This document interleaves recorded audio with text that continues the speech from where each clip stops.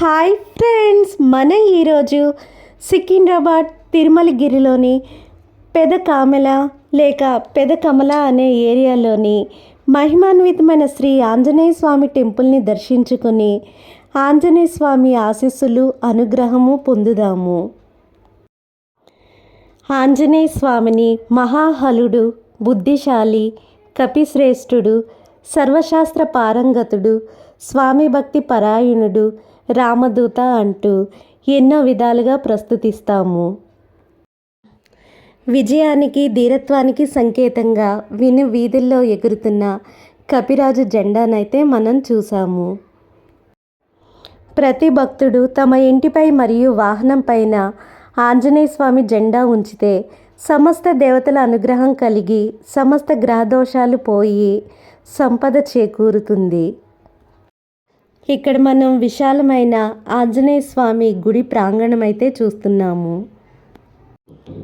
ఇక్కడ మనం గర్భగుడిలో నెలవై ఉన్న శ్రీ ఆంజనేయ స్వామిని దర్శించుకొని పూజిద్దాము. జై చిరంజీవా జగదేక వీరా అసహాయ శూరా అంజని కుమార.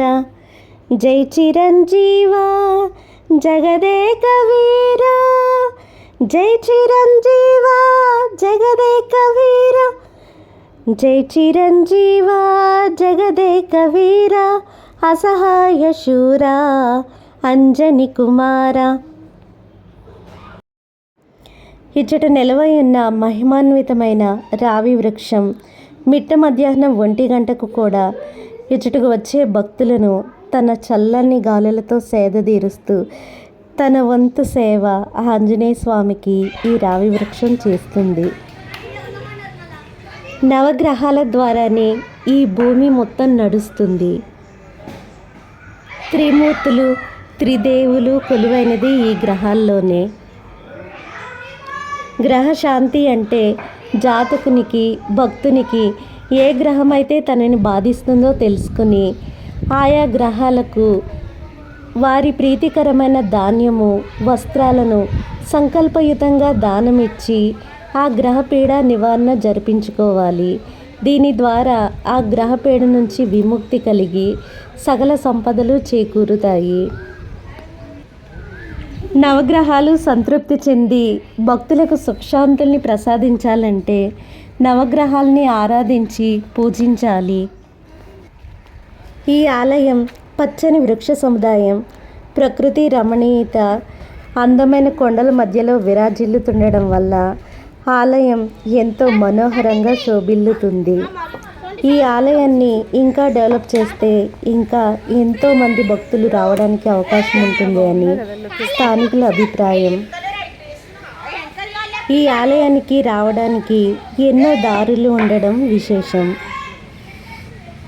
ప్రతి మంగళవారం శివుడు, హనుమంతుణ్ణి ఒకేసారి పూజిస్తే ఎన్నో సత్ఫలితాలు, సంపద కలుగుతుందని భక్తుల విశ్వాసం. శివపురాణం ప్రకారం సాక్షాత్తు ఆంజనేయ స్వామిని శివుని అవతారంగా భావించి పూజిస్తాము. ఆంజనేయ స్వామి ఆలయం పక్కనే ఉన్న మహిమాన్వితమైన శివలింగాన్ని పూజిద్దాము.